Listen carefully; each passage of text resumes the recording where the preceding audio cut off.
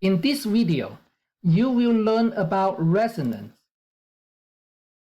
When we draw the Lewis structure, we have seen single bond, double bond, and triple bond. Usually, you will see this between the carbons or between carbon and nitrogen. Okay, for example, let's look at the bond length.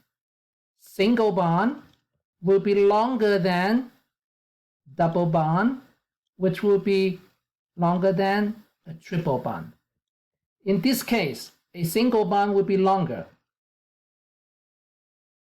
A triple bond will be shorter. Among these three, which one will be stronger?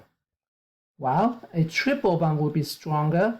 Why? Because it's triple. So it just pulls the carbon closer as well. So in terms of the bond length, this one will be the longest one, and this one will be the shortest one. In terms of the bond strength, the triple bond will be the strongest one, and this one will be the weakest one. Okay, so now we are ready to talk about resonance structure. When we talk about how to write Lewis structure, we notice that the first step is to find the total number of valence electrons. The second step is to arrange the atoms. And then we say connect them together and then distribute the rest of the valence electrons. So arrange them and then connect with the single bond and then distribute. Okay, so let's look at this one. We have seen that with different arrangement of atoms, and we have calculated the formal charge and determined which one is more stable.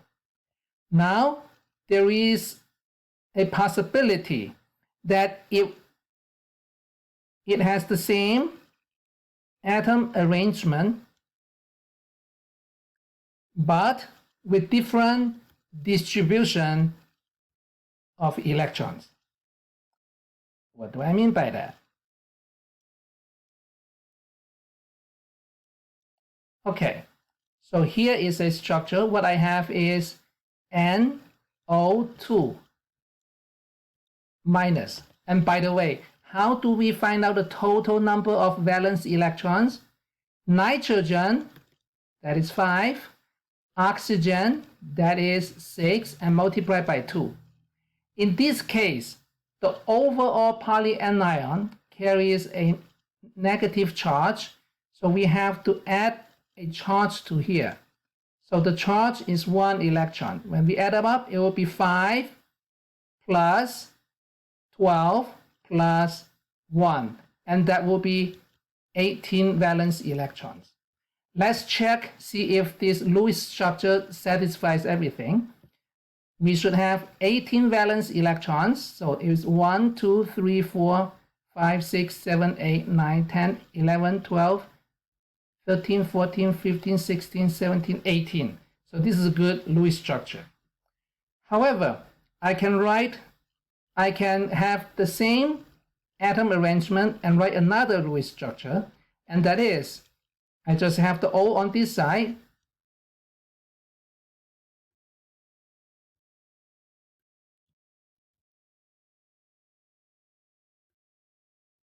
okay, so what I did is I have the atoms position fixed and I allow the electrons to distribute differently.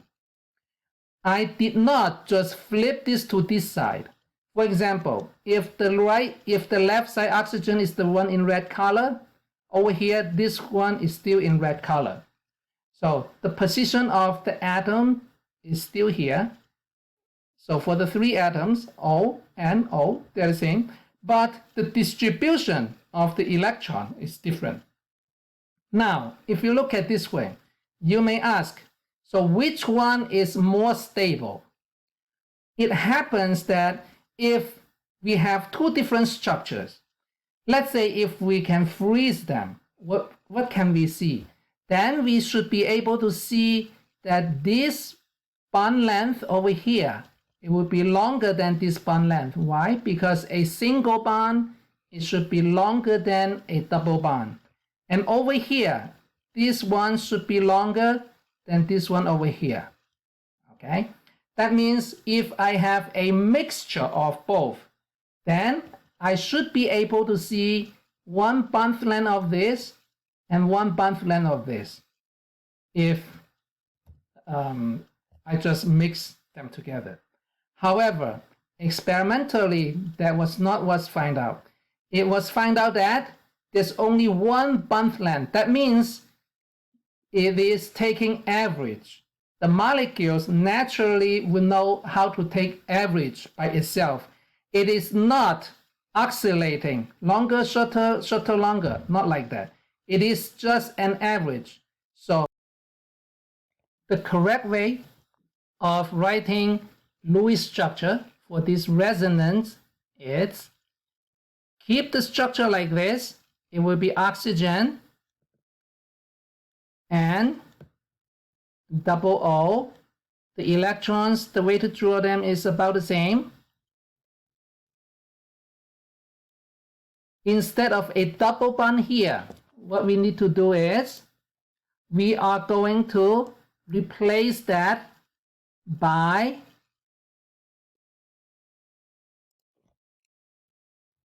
a dashed line.